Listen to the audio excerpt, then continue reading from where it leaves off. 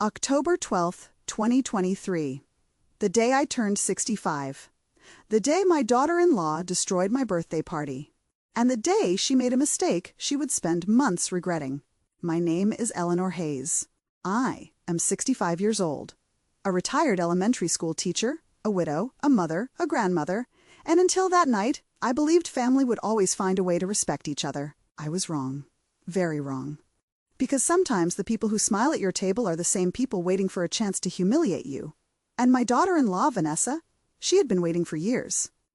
Before I tell you what happened that night, make sure to subscribe because this story ends with a twist nobody in my family saw coming. Now let's go back. My husband Richard passed away 8 years ago. He was my best friend for 41 years. Every birthday we celebrated together. Every milestone, every memory, every tradition. After he died, birthdays became difficult, painful even. But my children encouraged me to keep celebrating, so I did. My son Daniel especially insisted he'd always say, "Dad would want you to enjoy life." And he was right. Daniel was a good man, hardworking, loyal, kind-hearted.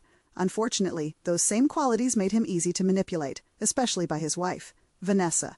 Vanessa loved attention, not liked, loved, needed, craved. Every family event somehow became about her. If someone announced a promotion, Vanessa had bigger news. If someone got engaged, Vanessa had a more exciting story. If someone received praise, Vanessa found a way to redirect it toward herself. For years we tolerated it, mostly for Daniel's sake. Then came my 65th birthday, a milestone birthday, something special. I spent months planning it. Not because I wanted luxury, not because I wanted attention, but because I wanted one beautiful evening with the people I loved. The party was held in my backyard. White lights hung from the trees, fresh flowers decorated every table, a live pianist played soft music, friends traveled from 3 different states to attend. Everything was perfect.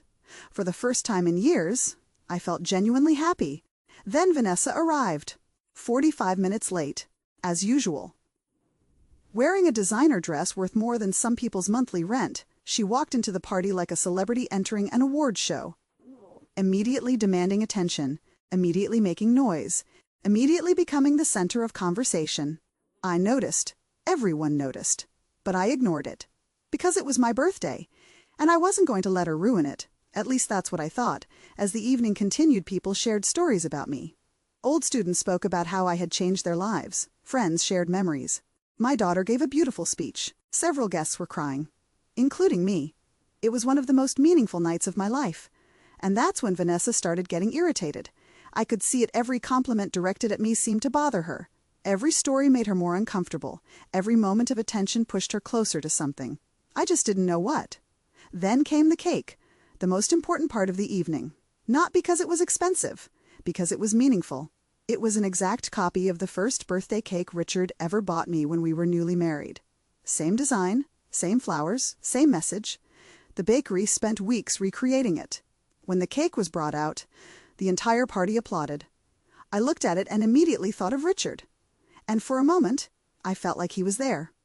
Everyone gathered around, phones came out, the candles were lit, people started singing. I smiled through tears. Then everything changed. Vanessa stepped forward holding a glass of red wine. I remember seeing her. I remember noticing how close she was standing. Then, suddenly, the wine fell.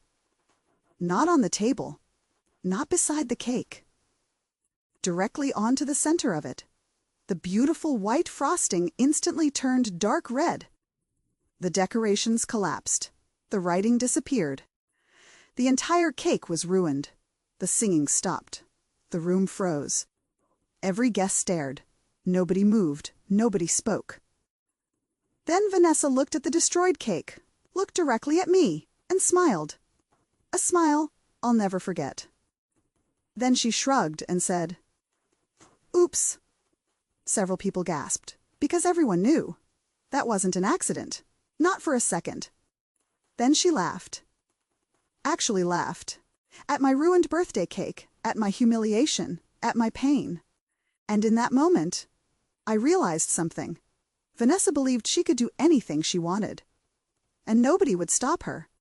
But before the night was over, she was about to learn exactly how wrong she was. The party was over. Or at least, that's what Vanessa thought.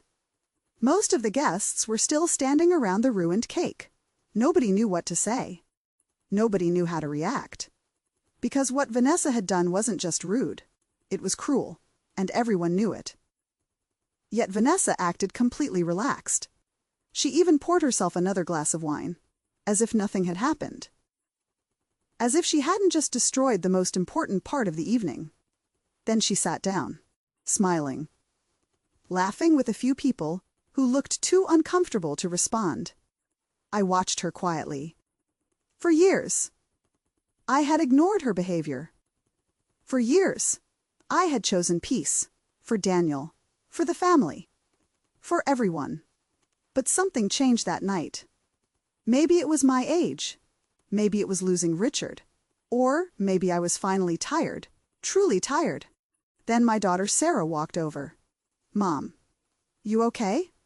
I looked at the ruined cake, then nodded. "Actually, I'm better than okay." Sarah looked confused. Because she knew me. She knew that calm voice. The calm voice that appeared right before I made a decision. A very serious decision. Then I smiled. Not at Vanessa, at myself.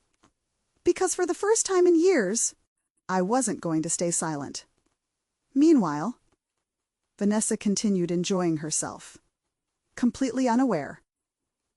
Then one of my friends approached me and quietly handed me her phone. "Look at this." I looked down and immediately felt my stomach drop. It was a video, recorded by one of the guests. The video showed the cake, the candles, the family singing. Then Vanessa, stepping forward, looking directly at the cake, looking around, making sure people weren't watching closely. Then intentionally tipping the wine, not accidentally. Intentionally. The entire thing was recorded, clear as day. There was no doubt, no excuse, no explanation, no oops. The room suddenly became very quiet, because several people had gathered behind me, and they had seen the video too. Then someone whispered, "She did that on purpose." Another person nodded, then another, and another. Within minutes, half the guests had seen the recording. Vanessa still had no idea. She was too busy enjoying herself. Then Daniel finally saw the video. My son, her husband. The moment he watched it, his face changed, completely changed. Not angry. Not yet. Disappointed. Heartbroken. Embarrassed. Because for years he defended her. And now, the truth was sitting right in front of him, undeniable. Then he walked toward her. The room became silent. Everyone watched. Vanessa smiled until she saw his face. Then her smile disappeared. Immediately. "What's wrong?" Daniel showed her the phone. The moment she saw the video, the color drained from her face. Gone. Just gone. For the first time all evening, she looked nervous.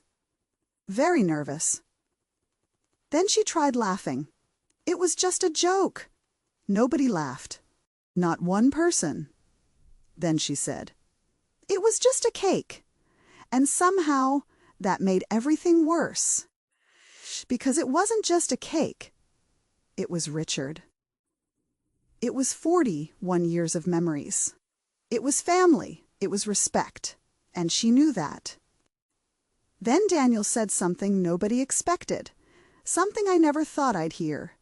"You need to leave." The room froze. Vanessa blinked. "What? You heard me."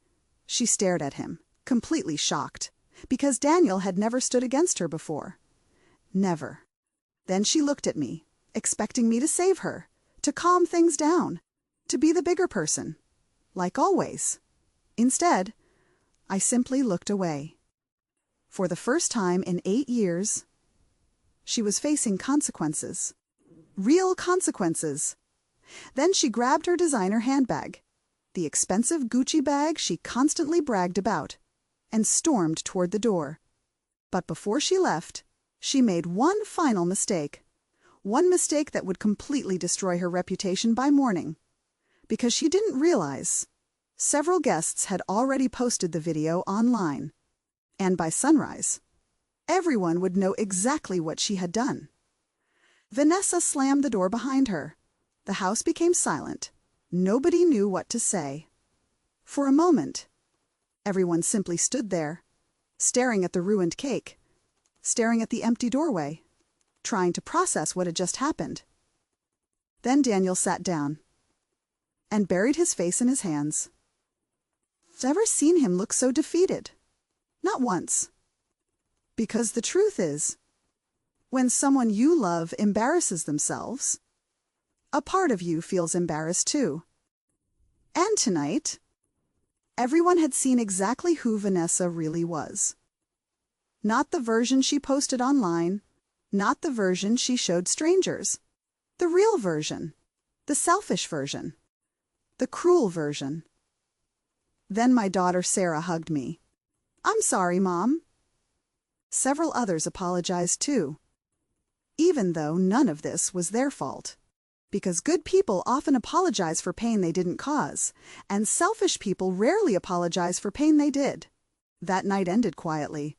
The guests helped clean up. Someone brought a replacement cake from a nearby bakery. It wasn't the same, but the gesture meant everything, and for the first time since the disaster, I smiled.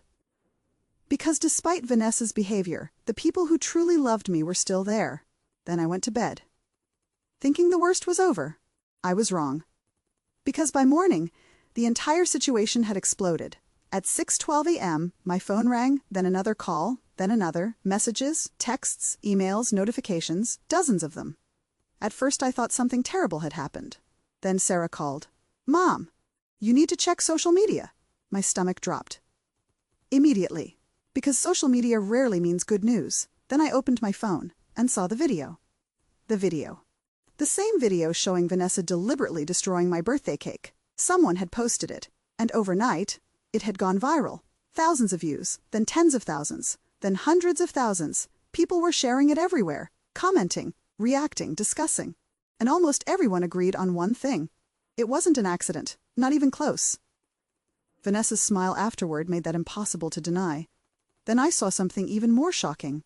People who knew Vanessa personally were commenting. Former co-workers, old friends, neighbors, many of them were saying the same thing. This doesn't surprise me. That sentence appeared again and again, because sometimes the behavior people hide from family is visible to everyone else. By 8 a.m., the situation became much worse. For Vanessa, her employer saw the video, several important clients saw the video, even members of her professional network saw it. The image she spent years building started collapsing. Fast. Then my phone rang again. "Vanessa!" I didn't answer. She called again, and again, and again. 12 missed calls. Then a text appeared. "Please call me." Then another. "I need to explain." Then another. It wasn't supposed to happen like this. That message made me laugh. Because finally, she understood consequences.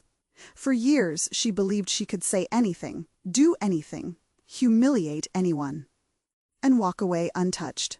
Not anymore. Around noon, Daniel arrived at my house, alone, very alone.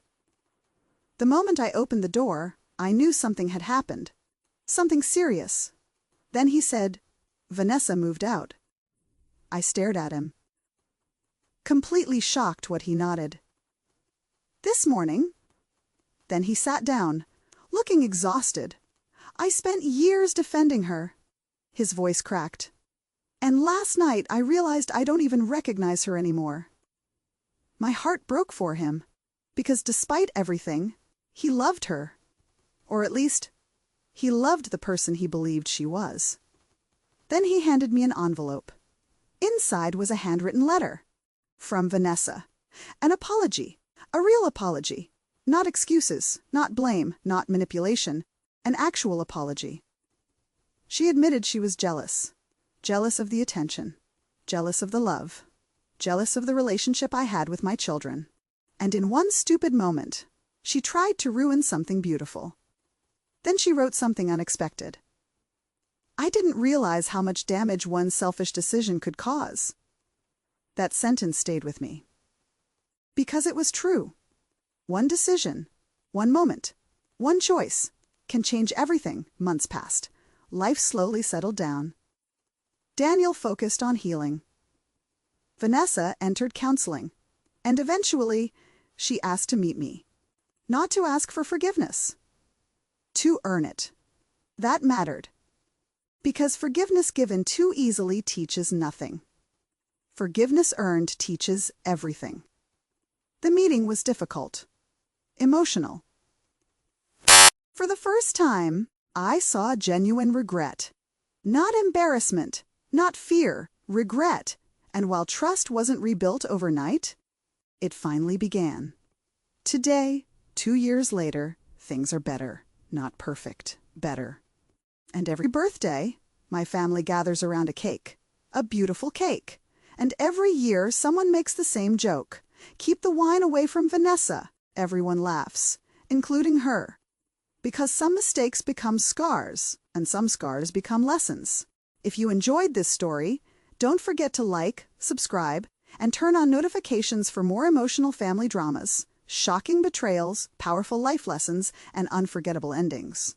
And remember, the people who laugh while hurting others are usually the least prepared for the consequences. The end.